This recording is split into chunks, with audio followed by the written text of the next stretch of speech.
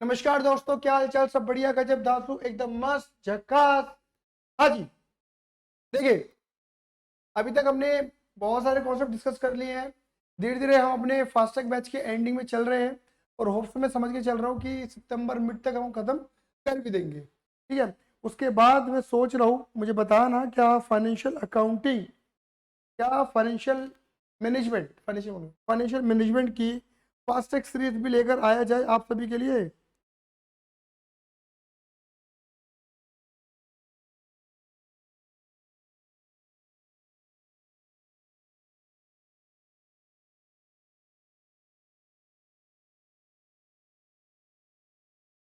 ठीक है, तो बताना। और देखिए, आज हम शुरू करने वाले कॉन्ट्रैक्ट कॉस्टिंग। याद है ना, कॉन्ट्रैक्ट कॉस्टिंग जो है वो आने वाले न्यू सिलेबस से हटा दिया गया है। तो नवंबर 2023 तक की कॉन्ट्रैक्ट कॉस्टिंग है, लेकिन बहुत अच्छा इंपॉर्टेंट चैप्टर है और उम्मीद करते हैं कि जो चीज नहीं आ रही है आने वाले एग्जाम में, इस एग्जाम में क्या पता क्वेश्चन छप जाए। समझ गए? ठीक है, तो चलिए, बात हम कर रहे हैं बेटे किसकी? कॉन्ट्रैक्ट कॉस्टिंग की। कॉन्ट्रैक्ट कॉस्टिंग की बात कर रहे हैं। ठीक है, फटाफट से अभी अभी हम क्या लेने वाले हैं, इसका सिर्फ कॉन्सेप्चुअली लेक्चर लेने वाले हैं। सारे कॉन्सेप्ट की बात करने वाले हैं इसके, इसमें प्रैक्टिकल अप्रोच की बात हम नहीं करेंगे।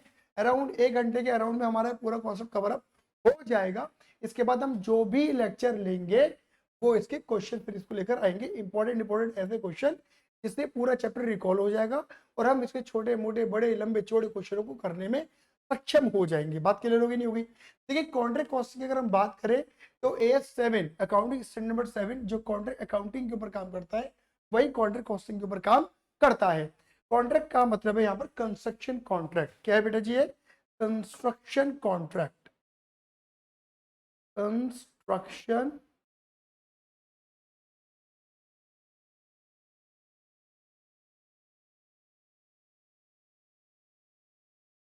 कंस्ट्रक्शन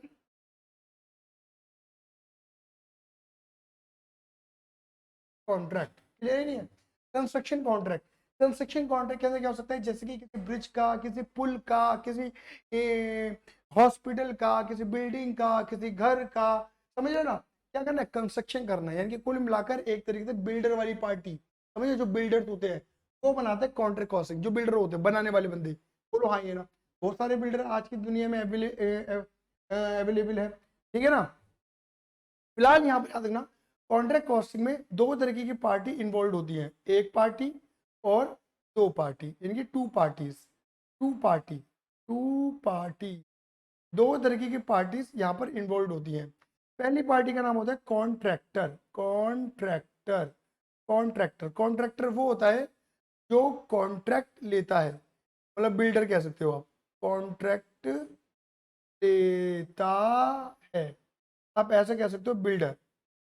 या इंफ्रास्ट्रक्चर कंपनियां, समझ गए ना? एग्जाम्पल के तौर पे क्या ले सकते हैं बेटा? बोलो फटाफट से। बिल्डर या इंफ्रास्ट्रक्चर की जो कंपनियां होती है उन्हें। क्लियर ही नहीं है? दूसरी पार्टी यहाँ पर कौन होता है? उसे बोलते हैं कॉन्ट्रैक्टी। जोड़ते बोलो क्या कहते हैं? कॉन्ट्रैक्टी।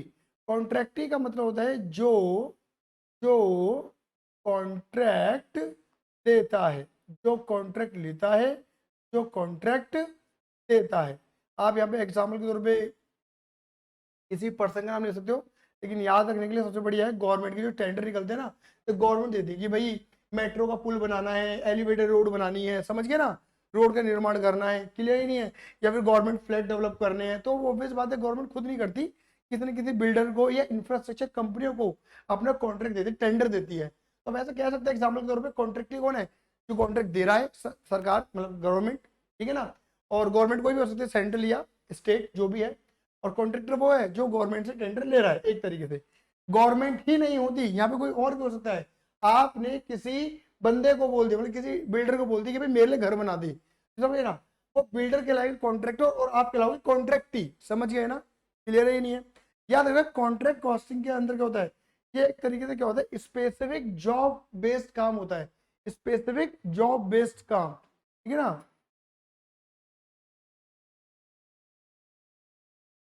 स्पेसिफिक जॉब बेस्ड वर्क होता है, मतलब किसी स्पेशल पार्टी के लिए हम काम करते हैं। क्या ना? पार्टी की साइट पर ही काम किया जाता है, पार्टी की साइट पर। एक होता है जॉब कॉस्टिंग, एक होता है कॉन्ट्रैक्ट कॉस्टिंग। जॉब कॉस्टिंग में क्या होता है, अपनी साइट पर ही हम दूसरे के लिए काम करते हैं, अपनी साइट पर ही दूसरे के लिए काम करते हैं। जैसे मुझे अपनी कोचिंग के लिए रजिस्टर बनवाने हैं, तो मैंने जो रजिस्टर बनाने वाला बंदा है वो खुद के लिए तो रजिस्टर बना ही रहा है, उन्हें मेरे लिए भी बना दिया, तो उसको रजिस्टर बनाने के लिए मेरी लोकेशन पे आने की जरूरत नहीं है, वो अपनी लोकेशन से अपनी मशीनों से ही रजिस्टर बनाएगा और डिलीवर कर देगा बस मेरे को। बात क्लियर हो गई। लेकिन कॉन्ट्रैक्ट के अंदर क्या होता है कि भैया कॉन्ट्रैक्टर को मेरी जगह आना पड़ेगा, मेरी जगह पर ही माल लगाकर काम करना पड़ेगा। क्लियर ही नहीं है भाई, सरकार ने जो स्पेस दिया वहीं पर तो पुल बनेगा, रोड बनेगी, तो सब मतलब कॉन्ट्रैक्टी की साइड पर ही जाकर काम होगा। क्लियर ही नहीं है। याद रखना, takes takes more than 1 year. Normally ये एक तरह की ये भी जॉब कॉस्टिंग होती है, बट ये एक ऐसा जॉब होता है जो कि लंबा समय लेता है। लंबे समय का मतलब है takes more than, at least more than 1 year, जो 1 साल से ज्यादा समय आपसे ले लेंगे। इसका जो रिजल्ट है वो हमें कब पता चलेगा, नॉर्मली हमें at the end proper result पता लगेगा। Result at the time of, at the time of completion, result at the time of completion. बात क्लियर होगी नहीं होगी, मतलब कंप्लीशन के टाइम पर ही एट द एंड हमें पता लगेगा। बात क्लियर होगी नहीं होगी। एक फीचर और है, normally normally contractor take less job. इस केस में जॉब का मतलब है कॉन्ट्रैक्ट। क्लियर है। यहाँ पर नॉर्मली कम कॉन्ट्रैक्ट लिए जाते हैं, जैसे जॉब कॉस्ट में होता है नंबर ऑफ जॉब्स ले लेते हैं हम, सबके लिए काम करते हैं, समझ गए ना, जितना काम मिले उतना पकड़ लो। क्योंकि ये लंबा सा काम है, इसमें समय बहुत लगेगा, एक लंबा है, उस हिसाब से पैसा भी बहुत आता है इसके अंदर। लेकिन यहाँ पर नॉर्मली क्या होता है, जितनी हमारी कैपेसिटी है उस कैपेसिटी के अकॉर्डिंग नॉर्मल जितना हम झेल सकते हैं उतना ही हम कॉन्ट्रैक्ट लेते हैं। यहाँ पर बात क्लियर होगी नहीं हो गई। बट ऑफ कोर्स यहाँ पर कॉन्ट्रैक्ट का प्रॉफिट लॉस निकालने के लिए क्या लिखेंगे, ठीक है ना, contract account maintain for each and every contract. जितने भी कॉन्ट्रैक्ट तुम लोगे उन सब के लिए आप अलग से अकाउंट मेंटेन करोगे। ये एक तरीके से कुछ पर्टिकुलर कॉन्ट्रैक्ट का क्या होता है, P&L अकाउंट होता है, प्रॉफिट लॉस अकाउंट होता है। बात क्लियर हो गई नहीं हो गई, आई बस अभी नहीं आई। इसके अंदर कॉन्ट्रैक्ट के स्पेसिफिक खर्चे और स्पेसिफिक इनकम ही रिकॉर्ड की जाती है। बात क्लियर हो गई। जो कॉन्ट्रैक्ट अकाउंट का नेचर होता है, कॉन्ट्रैक्ट अकाउंट का नेचर मैंने क्या बोला, P&L है ना, नेचर नॉमिनल का होता है, यानी कि प्रॉफिट लॉस निकालना है एक तरीके से पर्टिकुलर कॉन्ट्रैक्ट थे। अगर कॉन्ट्रैक्टर के पास 10 कॉन्ट्रैक्ट है पूरे साल भर में, तो वो 10 कॉन्ट्रैक्ट के 10 कॉन्ट्रैक्ट अकाउंट बनाएगा अलग अलग, समझ गए, और हर कॉन्ट्रैक्ट से नफा नुकसान निकालते कि भाई क्या हो रहा है। क्लियर है नहीं है, प्रॉफिट या लॉस। क्लियर है मेरी बात, आई बस अभी नहीं आई। इसे हम क्या बोलते हैं मेरे बेटे जी, कॉन्ट्रैक्ट कॉस्टिंग कहते हैं। ठीक है, तो यानी कि यहाँ पर कुल मिलाकर वही मोर देन 1 ईयर वाली कहानी यहाँ पर आ जाती है। ठीक है, अब देखो मैं इसके अंदर जो बेसिक समलॉजी है उसकी चर्चा आपके साथ करने वाला हूँ। बातों को समझना, बातों को समझना। ठीक है, जैसे मान के चलिए एक ये डॉट है, ठीक है, एक ये डॉट है, और इस डॉट से लेके मान के चलो इस डॉट तक, ये क्या बना दिया मैंने, पुल, ब्रिज, समझ गए। मान के चलो एक इंफ्रा कंपनी है ABC, एक काम करते हैं ABC ने लिखे लिखते हैं AVSS इंफ्रा कंपनी, समझ गए, इंफ्रास्ट्रक्चर कंपनी। ठीक है, और ये गवर्नमेंट है, गवर्नमेंट ने हमें क्या दिया, ये पुल बनाने का कॉन्ट्रैक्ट दिया, ये पुल बनाने का गवर्नमेंट ने हमें क्या दिया, कॉन्ट्रैक्ट दिया। आप समझ गए मेरी बात होगा। अब जो कॉन्ट्रैक्ट देता है तो ऑब्वियस सी बात है हम कौन कहलाएंगे, हम तो कहलाएंगे कॉन्ट्रैक्टर, हम है ये कि बिल्डर। और सरकार क्या कहलाएगी, सरकार कहलाएगी कॉन्ट्रैक्टी, सरकार क्या कहलाएगी, कॉन्ट्रैक्टी। हम कहलाएंगे कॉन्ट्रैक्टर और सरकार कहलाएगी कॉन्ट्रैक्टी। बात करोगे कॉन्ट्रैक्टर और कॉन्ट्रैक्टी, कॉन्ट्रैक्टर और कॉन्ट्रैक्टी। बात क्लियर होगी नहीं होगी। अब सरकार बदले में कुछ ना कुछ तो पैसा देगी, तो हमारे और सरकार के बीच में एक अमाउंट डिसाइड होगी जिसका नाम है कॉन्ट्रैक्ट प्राइस। कि भाई हम तेरा काम पूरा कंप्लीट कर देंगे, सरकार पुल बनाने के लिए बोल रहे पुल बना देंगे, हम कितने रुपए लेंगे, इसे बोलते हैं contract price. Contract price clear ही नहीं है, कॉन्ट्रैक्ट प्राइस। सपोज मान के चलो सरकार हम 10 लाख रुपए लेंगे, ये पुल बनाने में 10 लाख की एक अमाउंट हमने मान ली। याद रखना इस अमाउंट के अंदर, क्योंकि बनाने वाला कौन है, कॉन्ट्रैक्टर है, तो कॉन्ट्रैक्टर इसके अंदर अपनी कॉस्ट और अपना मार्जिन दोनों लेके चलता है, अपनी कॉस्ट और अपना मार्जिन दोनों लेके चलता है। क्लियर ही नहीं है, तो कॉन्ट्रैक्ट प्राइस का मतलब है इसकी कॉस्ट भी है और इसका मार्जिन भी है। अब आपको सरकार क्या देगी, 10 लाख देगी, बस बात खत्म, बात क्लियर होगी नहीं। लेकिन इस पुल पर बनने के लिए जितनी लागत लगेगी पहले तुम्हें अपनी जेब से लगानी है, फिर सरकार तुमको पैसा देगी। क्लियर, यही होता है टेंडर के अंदर भी। मान लेते हैं कि आपने पुल बनाना शुरू करा, आपने रोड़ी बदरपुर सीमेंट सरिया लेबर पेबर मशीनरी सब लाके लगा दी। आपने पहले साल, मान लो पहले साल इतना काम कंप्लीट कर दिया, इतना काम कंप्लीट कर दिया। इतना काम का मतलब क्या हुआ, सुनो, इतने काम का मतलब क्या हुआ, आपके अकॉर्डिंग 40% काम कंप्लीट हो गया। आपने सरकार को बोला सरकार, ओ सरकार देख पहले साल में हमारा 40% काम कंप्लीट हो गया है, तो ला हमें 40% हमारा पैसा दे दे। बात क्लियर होगी नहीं होगी। देखो ऑब्वियस बात है, याद रखना ऐसा कभी नहीं होता कि कॉन्ट्रैक्टर पहले पूरा काम खत्म करेगा, अपनी जेब से पूरा पैसा लगाएगा, फिर सरकार से पैसा लेगा, ऐसा नहीं होता। वो धीरे धीरे काम को कंप्लीट करेगा, कोई भी होगा कॉन्ट्रैक्टर, कॉन्ट्रैक्टी का जो भी काम कर रहा है वो धीरे धीरे काम को खत्म करेगा और धीरे धीरे पैसा लेता रहेगा।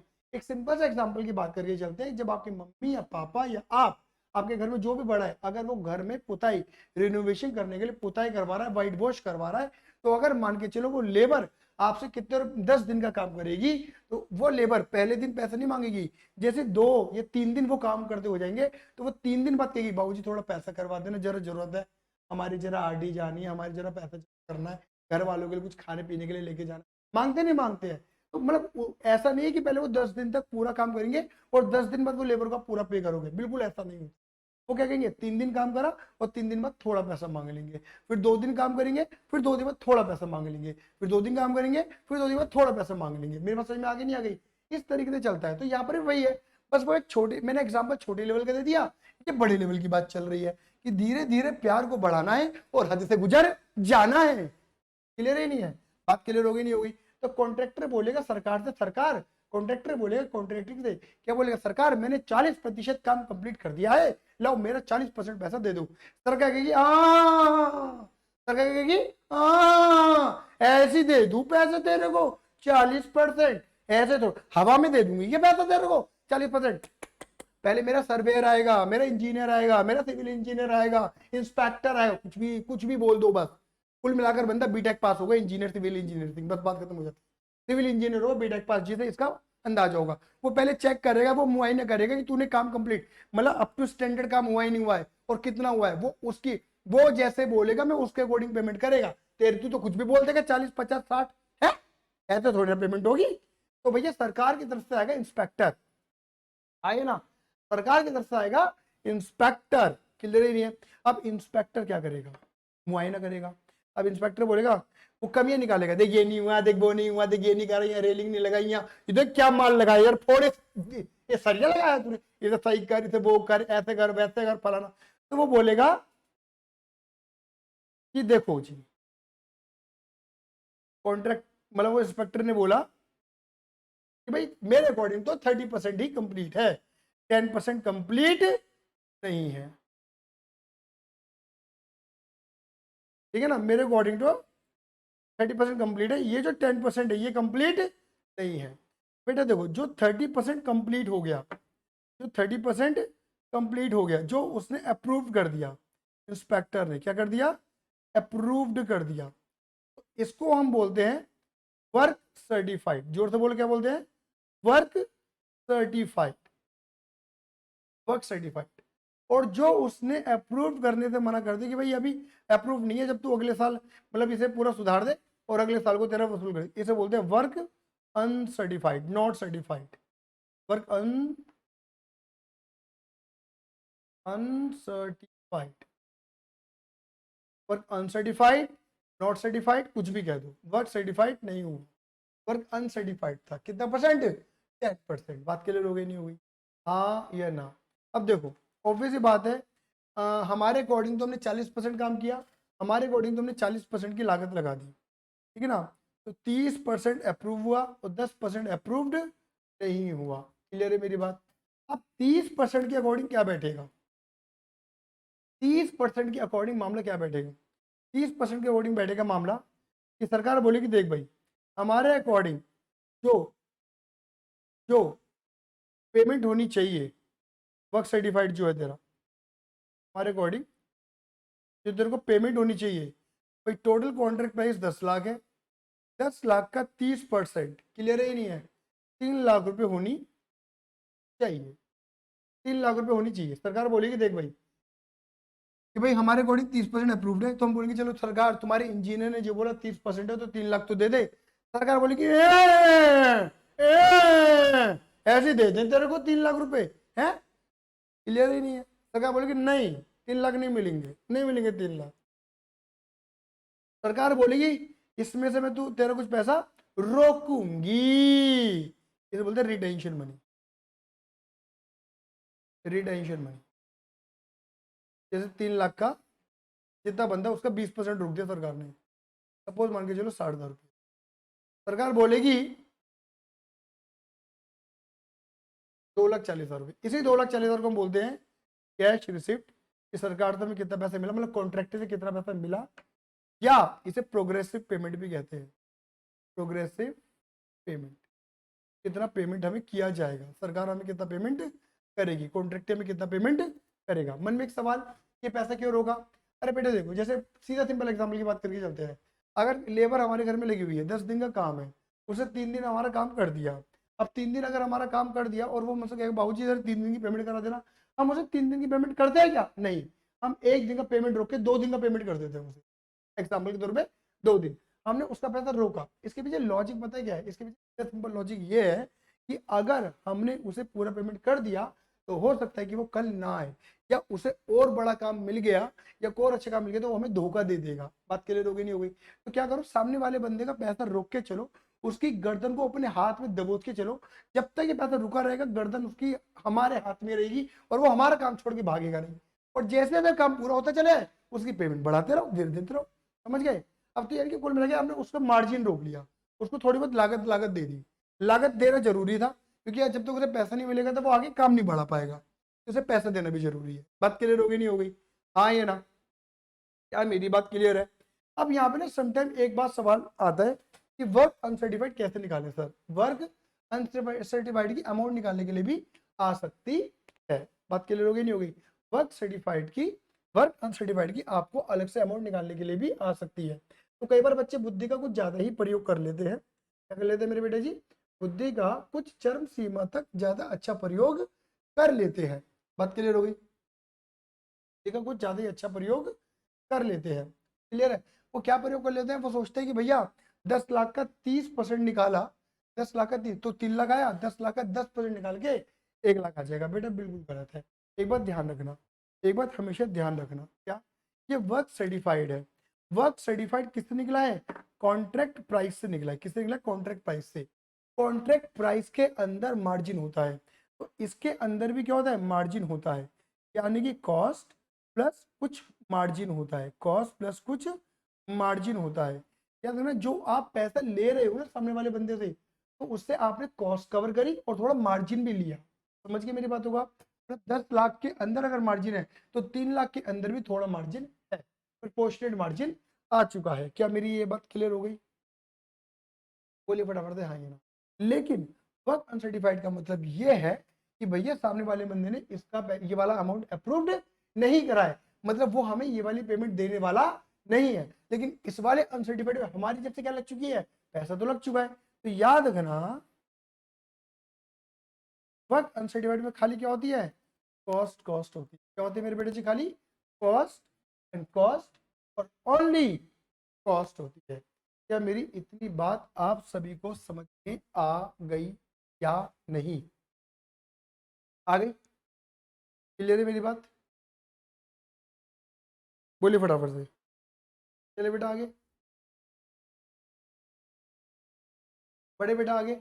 तो वर्क अनसर्टिफाइड की हमें यहाँ पे अमाउंट निकालने के लिए आ सकती है, वो हमें सिचुएशन को समझना पड़ेगा और सिचुएशन को समझकर वर्क सर्टिफाइड की अवेलेबल इंफॉर्मेशन अकॉर्डिंग अनसर्टिफाइड की कॉस्ट को फाइंड करना पड़ सकता है।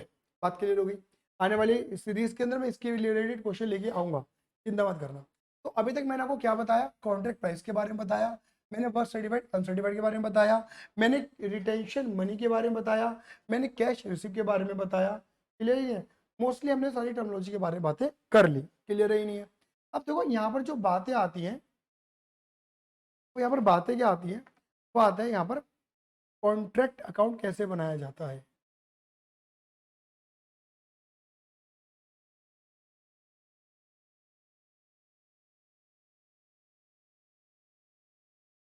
कॉन्ट्रैक्ट अकाउंट कैसे बनाया जाता है।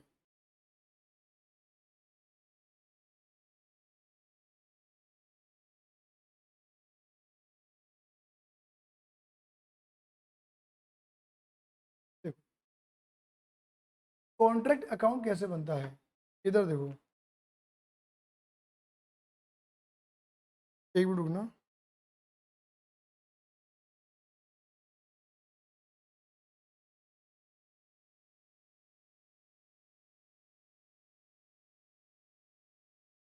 हाँ जी, देखो यहाँ पे तीन तरह की कॉस्ट है। एक तो मटेरियल, डायरेक्ट कॉस्ट कहते हैं इसे हम। मटेरियल, कॉन्ट्रैक्ट के ऊपर लगने वाला मटेरियल, कॉन्ट्रैक्ट के ऊपर लगने वाली लेबर, कॉन्ट्रैक्ट के ऊपर लगने वाले ओवरहेड्स, कॉन्ट्रैक्ट के ऊपर लगने वाली एसेट लाइक प्लांट, प्लांट या एसेट। बात क्लियर हो गई। यहाँ पर हम लिखते हैं बाय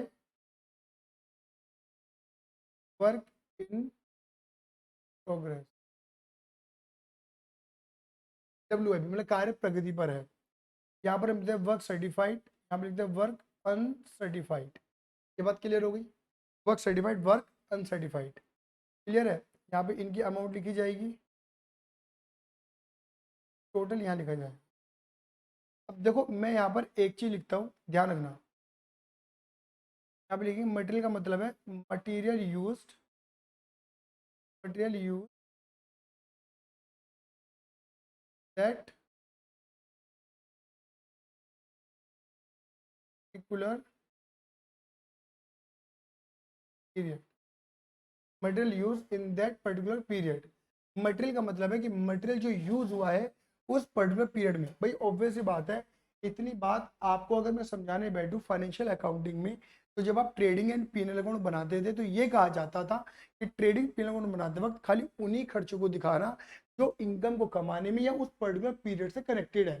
तो यानी कि आप कॉन्ट्रैक्ट अकाउंट जिस ईयर का बना रहे हो, कॉन्ट्रैक्ट अकाउंट जिस पार्टी का बना रहे हो और जिस ईयर का बना रहे हो, याद रखना कॉन्ट्रैक्ट अकाउंट ईयरली बेस पे बनता है और पार्टी वाइज बनता है। अगर मेरे पास चार पार्टी के चार कॉन्ट्रैक्ट है तो मैं चार कॉन्ट्रैक्ट अलग अलग बनाऊंगा, ए पार्टी का अलग, बी का अलग, सी का अलग, डी का अलग, और ईयरली बेस पे बनाऊंगा। तो जैसे मान के चलो कि ये मैं कॉन्ट्रैक्ट अकाउंट बना रहा हूँ पार्टी ए के लिए, तो पार्टी ए के लिए उस पर्टिकुलर ईयर में मैंने कितना मटेरियल यूज किया, मटेरियल यूज किया मतलब मटेरियल जितना यूज किया वही मेरी कॉस्ट है, वही मेरा खर्चा है।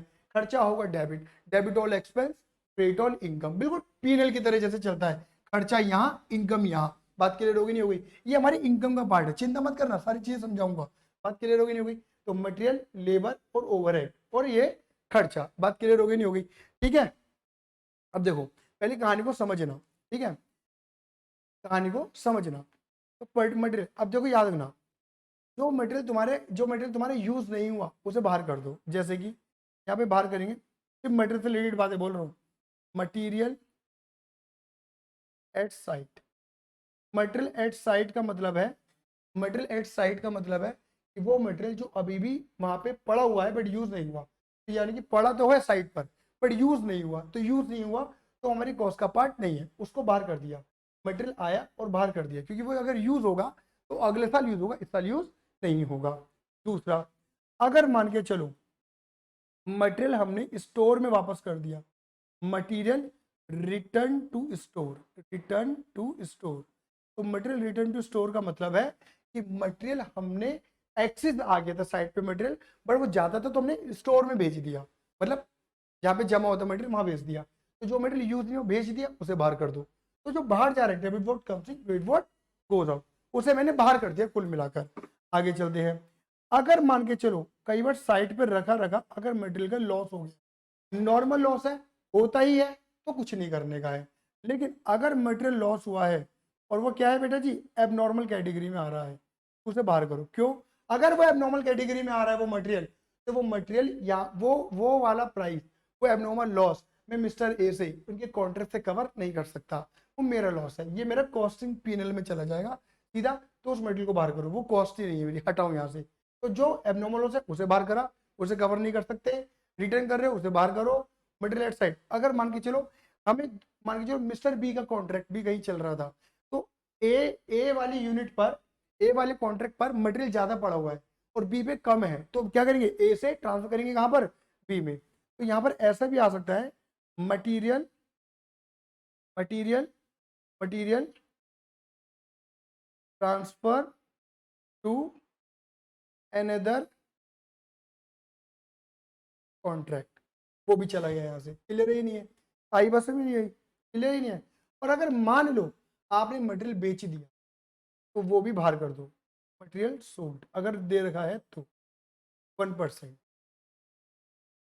लेकिन लिखना है यहाँ पर खाली क्या, कॉस्ट वैल्यू, क्योंकि उस सोल्ड के ऊपर होने वाला प्रॉफिट लॉस वो यहाँ नहीं आएगा बेटा, वो मिस्टर ए से नहीं है, खाली कॉस्ट को माइनस करना उसके। बात क्या होगी, होने वाला प्रॉफिट लॉस वो कॉस्टिंग पीएनएल में डायरेक्ट डील होगा, यहाँ पे नहीं आएगा, यहाँ पे कॉस्ट, जो मटेरियल बेच दिया की कॉस्ट आएगी, क्लियर है। तो कुल मिला के आपको नजर आ रहा होगा मटेरियल से related, material use in that particular period, material जितना यूज हुआ है वो हमारी कॉस्ट है। तो इतना मटेरियल लगाया था और जो यूज नहीं हुआ उसे मैंने बाहर कर दिया, चाहे वो रिटर्न हो, चाहे वो लॉस हो, चाहे वो साइड पे पड़ा हुआ हो, चाहे वो मैंने कहीं और ट्रांसफर कर दिया हो कॉन्ट्रैक्ट पे, या बेच दिया हो, वो सब बाहर कर देंगे। क्या मेरी बात समझ में आई है नहीं है? तो कुल मिलाकर हमें क्या निकलेगा, खाली मटेरियल की डेबिट में कॉस्ट कॉस्ट रह जाएगी।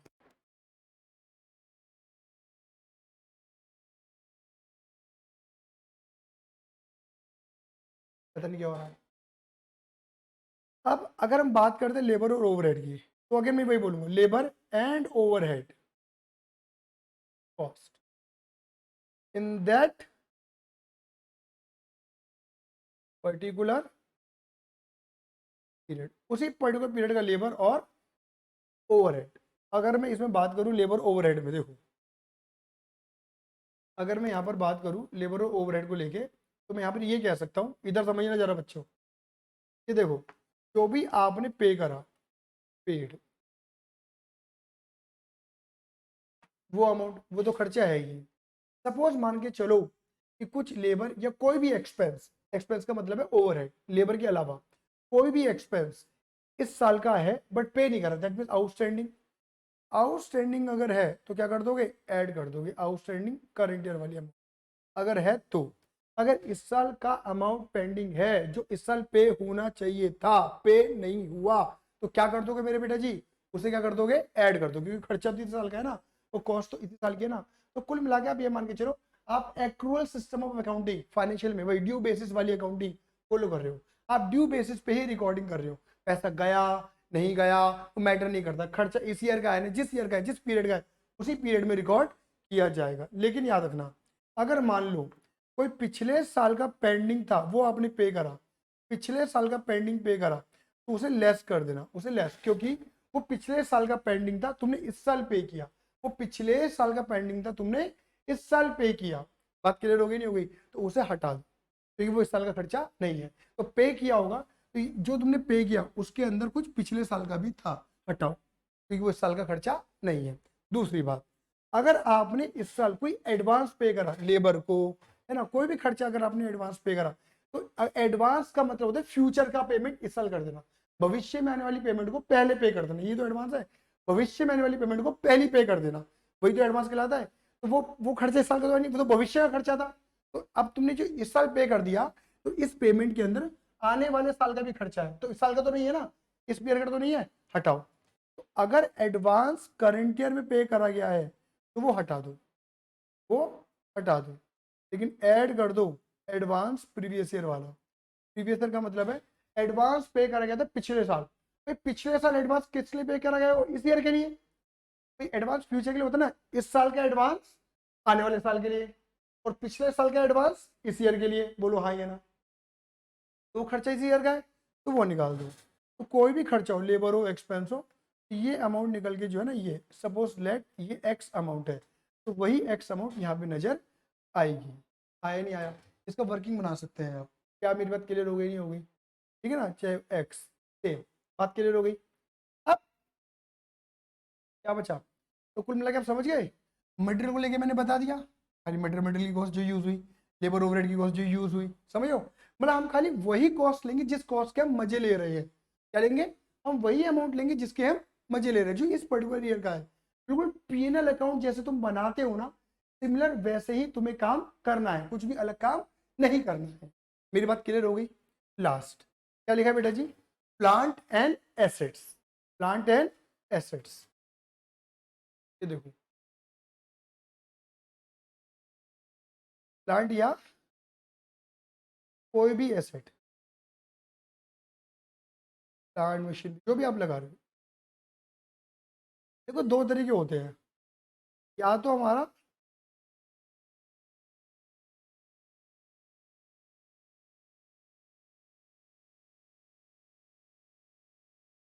हमारा वो हायर्ड प्लांट होता है। क्या होता है? हायर्ड प्लांट होता है। हायर्ड प्लांट होता है, कॉल करके देख लो सर को एक बार। तो 10 मिनट वेट करो, मैं फ्री हूँ।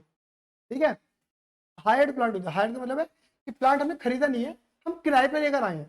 तो बेटा यहाँ तो बात ही खत्म हो जाती है। यहाँ पे तो हम क्या करेंगे?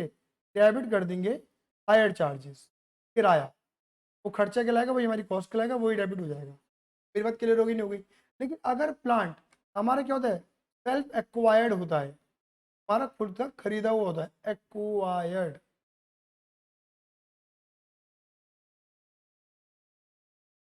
अगर प्लांट हमारा क्या होता है? सेल्फ एक्वायर्ड होता है, खुद का खरीदा हुआ होता है, तो खुद की खरीदी हुई चीज पे हम क्या करेंगे? डेप्रिसिएशन चार्ज करेंगे, डेबिट डेप्रिसिएशन चार्ज। बात क्लियर हो गई? अब देखो अगर मैं बात करूँ ना, तो यहाँ पर क्या होता है? दो बातें होती हैं। देखो दो तरीके होते हैं अगर मैं प्लांट के बारे में बताऊँ। यहाँ पे एक इमेजिनरी अमाउंट लेके काम करते हैं, प्लांट अकाउंट।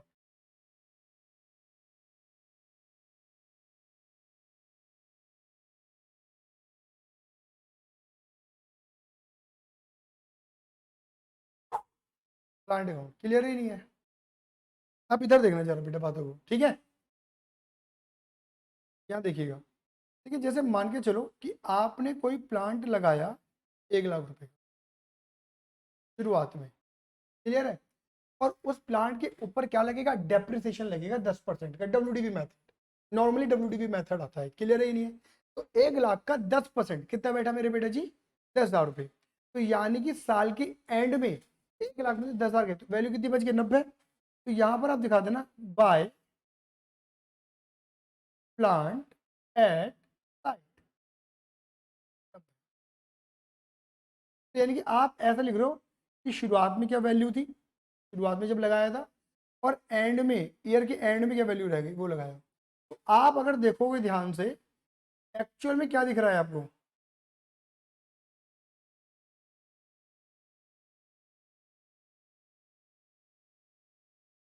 एक्चुअल में क्या दिख रहा है? इफेक्ट तो 10,000 का ही आ रहा है ना। भाई आप ये देखो, आपने प्लांट कितना यूज करा, डेप्रिसिएशन को तो कॉस्ट बोलते हो, जितना यूज किया। बोलो हाँ ये ना। तो यानी कि अगर मैं बोलूंगा यहाँ पर प्लांट का मतलब क्या है? प्लांट का मतलब है, मतलब डेप्रिसिएशन का मतलब है कि प्लांट ये एसेट जो भी है, use in that particular period. उस पीरियड में आपने कितना प्लांट यूज किया, यूज करेंगे कितना डेप लगाया। डेप्रिसिएशन को कंजम्पशन यूजेज कहते थे, नहीं कहते थे फाउंडेशन लेवल पे? तो देखो ना, 1 लाख का प्लांट लगाया और 90,000 का अभी पड़ा हुआ है साइड पर। जब लगाया था तो 1 लाख का लगाया था, और साइड पे 90 का पड़ा हुआ है। तो डिफरेंस कितना आ रहा है मेरे बेटा जी? 10,000 का डिफरेंस आ रहा है। तो आपको डिफरेंस यहाँ कितना दिख रहा है? 10,000 का दिख रहा है। या तो आप ऐसे कर दो, comes in and goes out, ऐसे कर दो। और ये नेक्स्ट ईयर में कम्स इन हो जाएगा। नेक्स्ट ईयर में जब प्लांट यूज होगा तो 1 लाख का यूज नहीं होगा, वो 90,000 का यूज होगा अगले साल। इस साल कितना था 1 लाख, और वैल्यू कितनी पे निकल गई 90, तो डिफरेंस कितना आ रहा है 10 का। बात क्लियर हो गई। या फिर तुम क्या कर सकते हो, सीधा सीधा सीधा डेप्रिसिएशन ही दिखा दो। तुम क्या करो, कम्स इन गोज आउट करो ही मत नहीं, ना 10 ना 1 लाख दिखाओ ना 90 दिखाओ, सीधा कितना दिखा दो, सीधा 10,000 दिखा दो। क्या मेरी बात समझ में आई या नहीं है? बोलिए बराबर से हाँ या नहीं। सीधा क्या दिखा दो,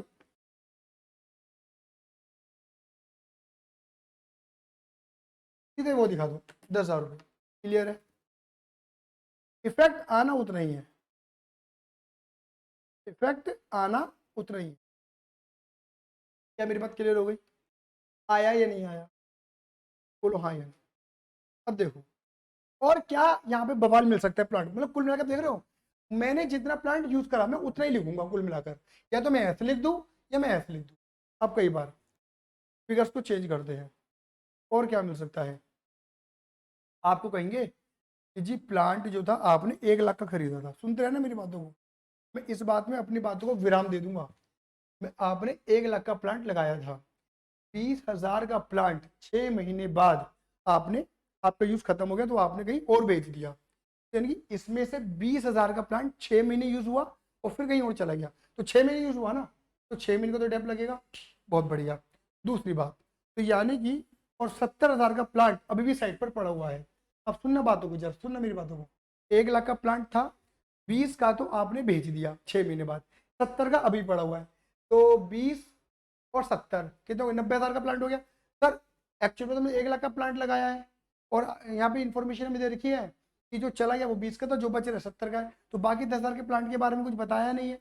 तो समटाइम अगर ऐसी इंफॉर्मेशन मिलती है, सुनो मेरी बातों को, क्वेश्चन कह रहा है कि 1 लाख में से 20 का प्लांट भेज दिया, 70 का बचा हुआ है, तो 10 का प्लांट कहाँ गया है? 90 के बारे में जानकारी है, 10 के बारे में जानकारी नहीं है। तो भैया ये मान लेना कि प्लांट का लॉस हो चुका है, वो एबनॉर्मल लॉस है। क्लियर है? लॉस हो चुका है। तो देखो क्या लिखेंगे, बाय प्लांट रिटर्न। क्या लिखा, कैसे लिखेंगे, देखो आप ऐसे लिखोगे, यहाँ 20,000 का प्लांट वापस करा ना, लेकिन 20,000 का प्लांट 20,000 में वापस नहीं जाएगा।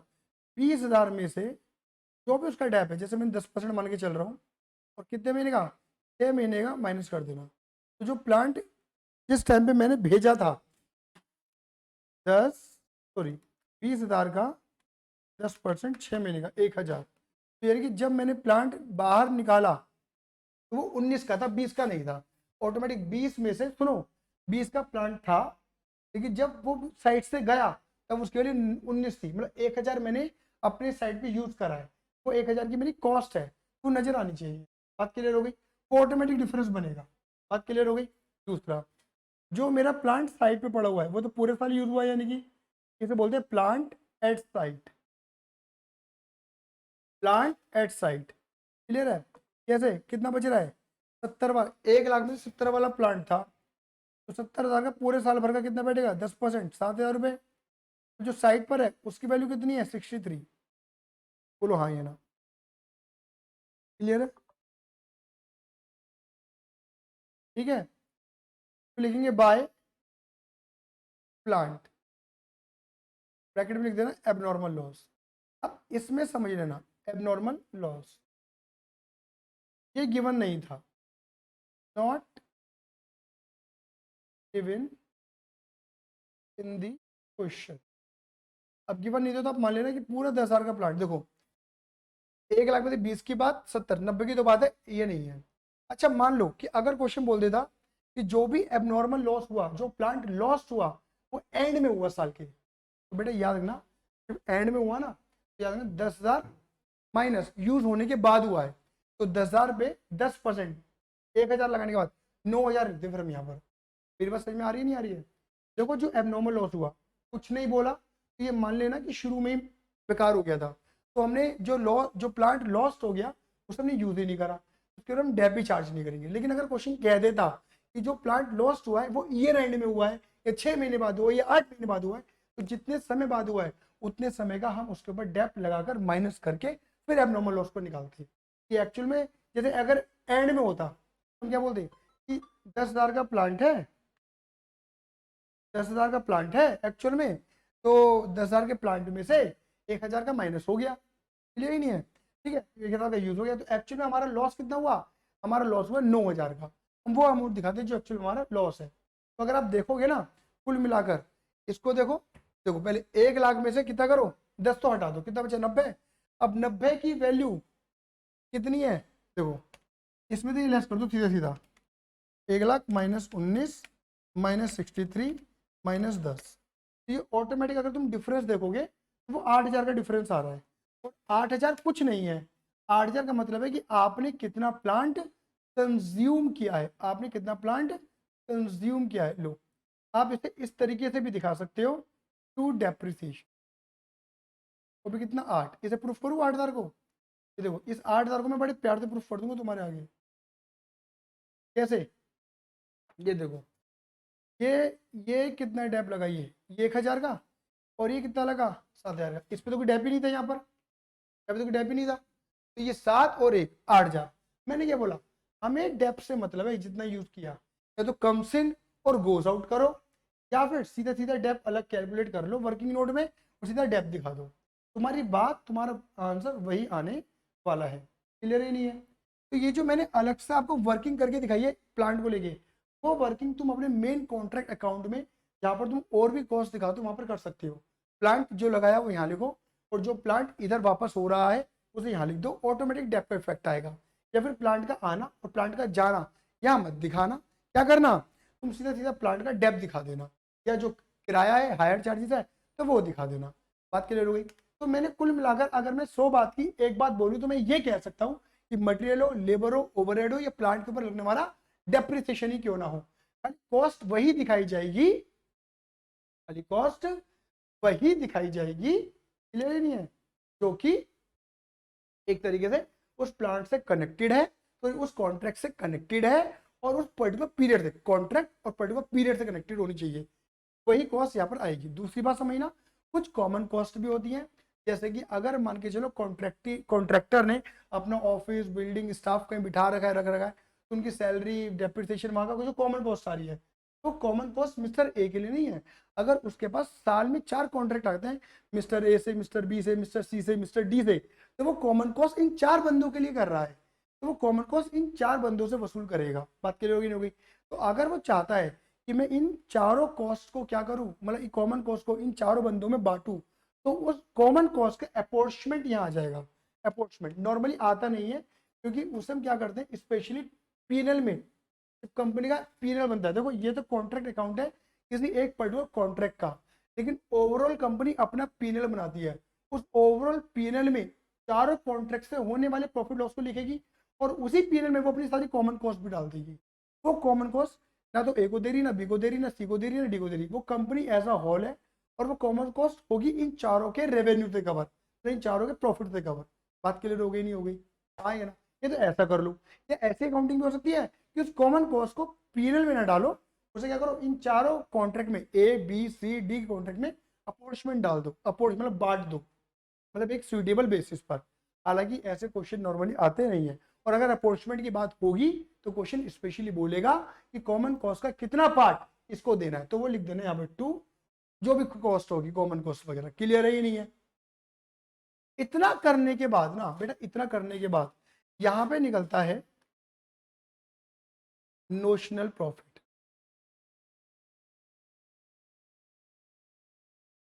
बोलो क्या निकलता है, नोशनल प्रॉफिट निकलता है, बात क्लियर हो गई नहीं हो गई, क्या निकलता है मेरे बेटा जी, नोशनल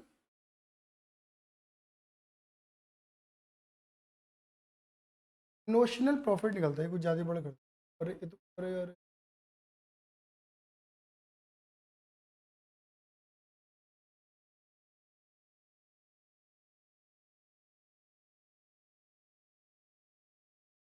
ठीक है, इसे हम बोलते हैं नोशनल प्रॉफिट। और देखो या फिर अगर आएगा लॉस तो वो आ जाएगा यहाँ पर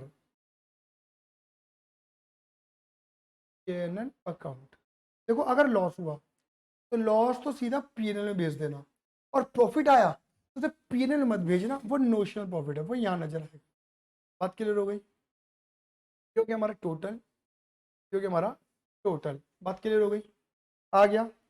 अब इधर देखना, इस नोशनल प्रॉफिट को CD और इधर कर देना PD।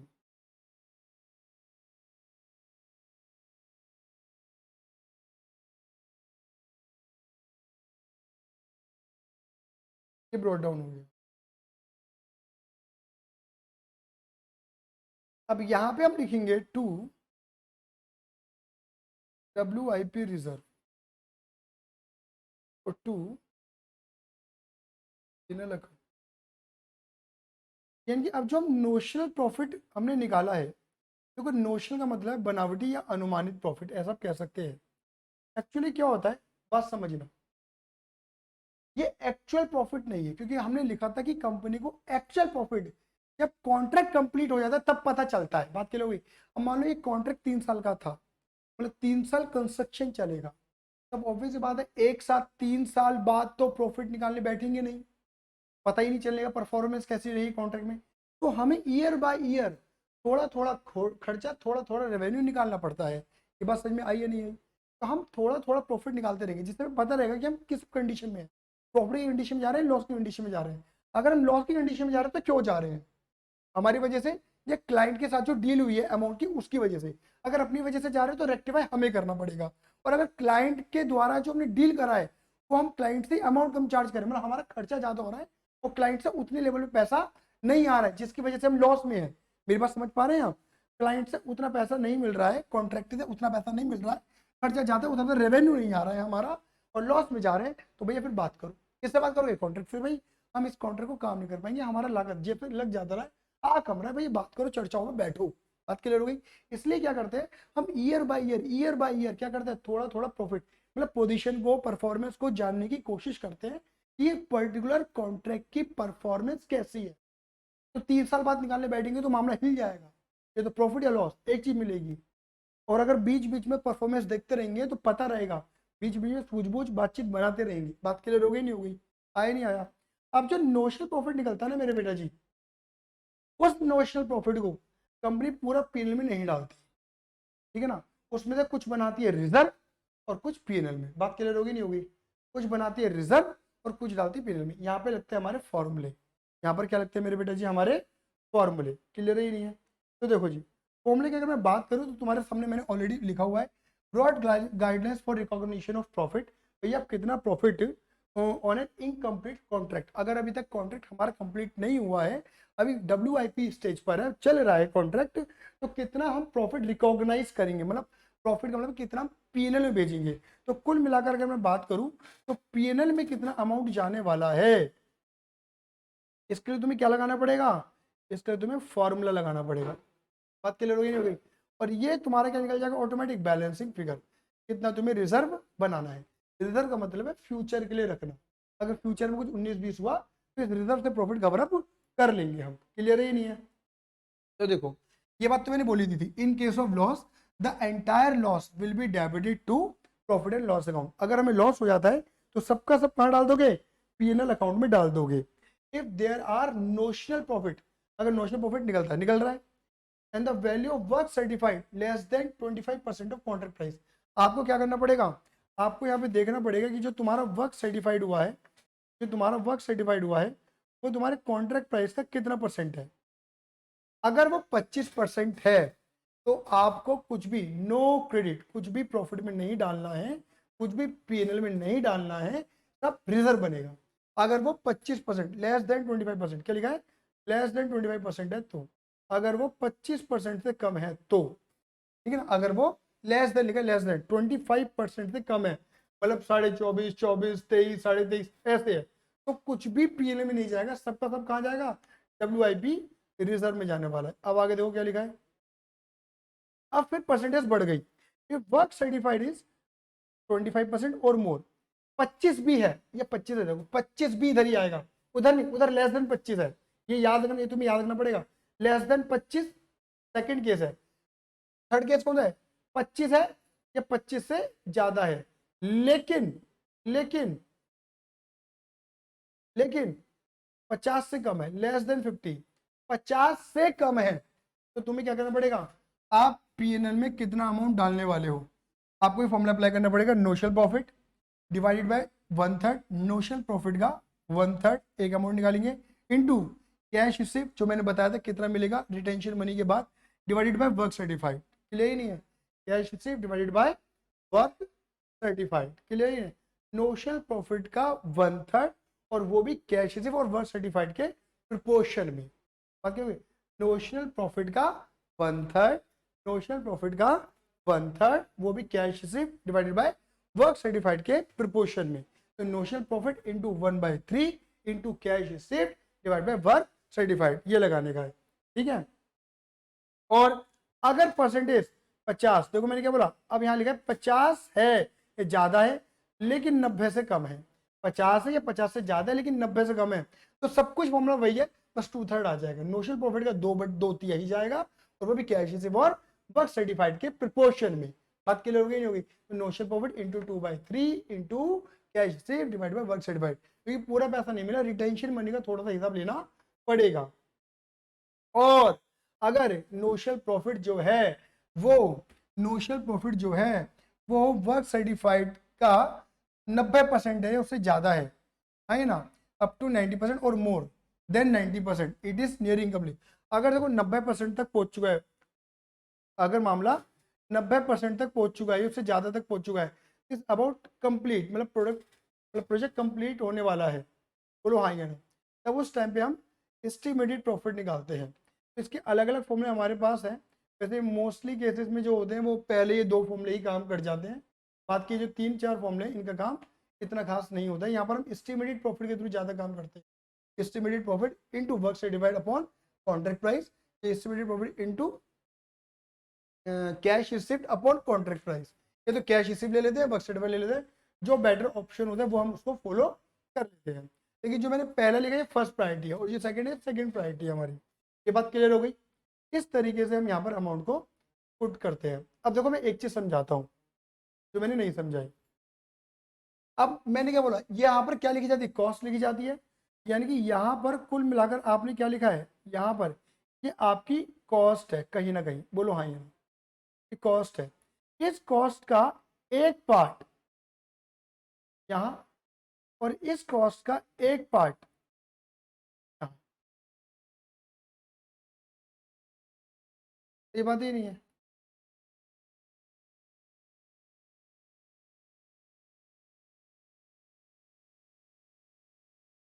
समझ गए? तो वो कॉस्ट जो सर्टिफाइड हो गई और वो कॉस्ट जो अनसर्टिफाइड हो गई। मेरी बात समझ में आई नहीं आई? समझाने का चाह रहा हूँ। तो कॉस्ट का कुछ पार्ट यहाँ जो कवर हो जाएगा, मिल जाएगा, और वो पार्ट जो नहीं मिलेगा। जो नहीं मिलेगा उसमें तो मैंने क्या बोला, वर्स्ट अनसर्टेनिटी में कॉस्ट हो जाती है, और जो मिलेगा उसमें थोड़ा सा मार्जिन ले लेते हैं। अब तुम खुद दिमाग लगाओ, अगर मैं इसको जोड़ दूं तो ये क्या निकला? कॉस्ट प्लस प्रॉफिट ही तो निकला, बोलो हाँ ये ना। तो ये देखो, cost plus profit minus cost, cost plus profit minus cost is equal to cost plus profit में से कॉस्ट हटा दो तो क्या बचेगा? प्रॉफिट ही तो बचेगा। ये मैंने आपको बता दिया कि तरीका क्या है, मैकेनिज्म कैसे काम कर रहा है। यहाँ पर आया क्या? ये बात मेरी क्लियर हो गई? बोलिए फटाफट से हाँ या नहीं। अब यहाँ पर एक पॉइंट आता है एस्केलेशन क्लोज।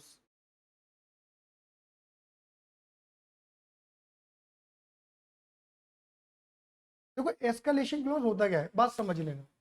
एस्केलेशन क्लोज का मतलब ये होता है कि अगर भविष्य में कॉस्ट बढ़ गई, मटेरियल, लेबर, कोई भी कॉस्ट बढ़ गई, तो यहाँ पे कॉन्ट्रैक्टर के लिए क्या होता है, समस्या खड़ी हो जाती है।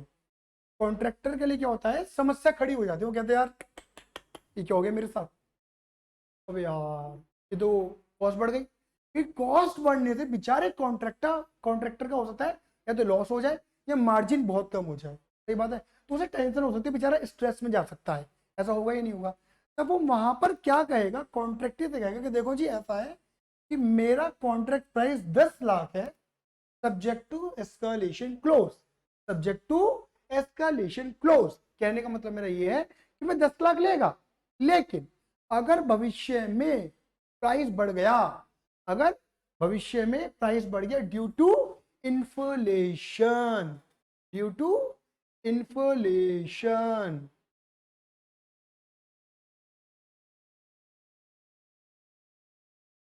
ड्यू टू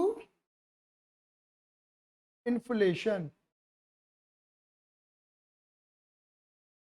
बढ़ गया ड्यू टू इन्फ्लेशन, तो भैया जो बढ़ा हुआ अमाउंट होगा वो मैं लूंगा। देखो 2, 3, 5% तक तो कोई दिक्कत नहीं है, लेकिन उससे ज्यादा होगा तो मैं लेगा उसका, वो मुझे अपनी कॉस्ट चाहिए। क्लियर ही नहीं है। याद रखना एस्केलेशन क्लोज कभी भी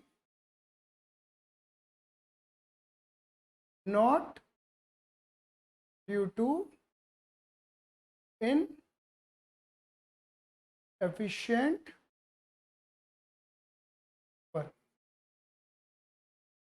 इनएफिशिएंट वर्क के कारण, इनएफिशिएंट वर्क के कारण कभी भी नहीं। जैसे लेबर को कहाँ लगाने थे, 4 घंटे लगाने थे, लेबर ने क्या करा 10 घंटे लगा दिए तो 6 घंटे एक्स्ट्रा ले लिए, तो 6 घंटे की कॉस्ट ज्यादा लग गई, तो वहां पर एस्केलेशन क्लोज नहीं है, इन्फ्लेशन नहीं है, लेबर की गलती है, हमारी गलती है, हमारे सुपरविजन में गलती है। तो इनएफिशिएंट वर्क की वजह से एस्केलेशन क्लोज नहीं आता, इन्फ्लेशन की वजह से आता है। और यहाँ पर भी क्या होता है, एक लिमिट सेट कर लेते हैं कि लिमिट बियॉन्ड फलाना परसेंट, जैसे 5% के बाद अगर इन्फ्लेशन आएगा, 10% के बाद आएगा तो भैया हम लेंगे। बात क्लियर हो गई नहीं हो गई? थोड़ी बहुत चर्चा भी बच रही है बेटा जी, क्लियर ही नहीं है, लेकिन नेक्स्ट क्लास के अंदर हम इस पूरी चर्चा को विद न्यूमेरिकल खत्म कर लेंगे। क्लियर ही नहीं है? ठीक है, चलिए आज के लिए धन्यवाद। बाबा सी यू, लव यू, जय हिंद, जय भारत। ज़्यादा वीडियो नहीं है, छोटी सी हार्डली 1 घंटे की वीडियो है, प्लीज इसे कंप्लीट कर लेना। टेलीग्राम के चैनल को सब्सक्राइब कर लेना, टेलीग्राम के ग्रुप को ज्वाइन कर लेना। अब मेरे चैनल को, यूट्यूब चैनल को सब्सक्राइब कर लेना, दोस्तों को बता देना, उनका भला कर देना। नंबर 2023 में नंबर लेकर आ जाना, नाम बना देना, मम्मी पापा का नाम पूछा कर देना। बात क्लियर हो गई?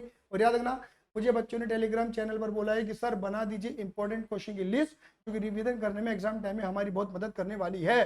तो बेटा मैं शुरू कर चुका हूँ लिस्ट बनाना, मतलब कुछ ऐसे क्वेश्चन, कुछ ज्यादा क्वेश्चन नहीं, हर चैप्टर के 1-2 क्वेश्चन, जिससे रिकॉलिंग आपकी एक ही बार में हो जाएगी, रिकॉलिंग आपकी एक ही बारे में हो जाएगी। ऐसे क्वेश्चन का क्वेश्चन बैंक में आप सभी के लिए लेकर आने वाला हूँ, लेकिन क्वेश्चन बैंक और बचे हुए चार्ट मैं आपको एक साथ दे दूंगा। सारे चार्ट, कलरफुल चार्ट एक साथ मिल जाएंगे आपको। कैसे बेटा? प्लीज 500 का माइलस्टोन है, 500 500 500, 350 तक ऑलमोस्ट हम पहुंचा चुके, 150 तक का होगा, बट 150 सब्सक्राइबर और 500 तक पहुंचा दो बेटा, 500 500 500। बात क्लियर हो गई?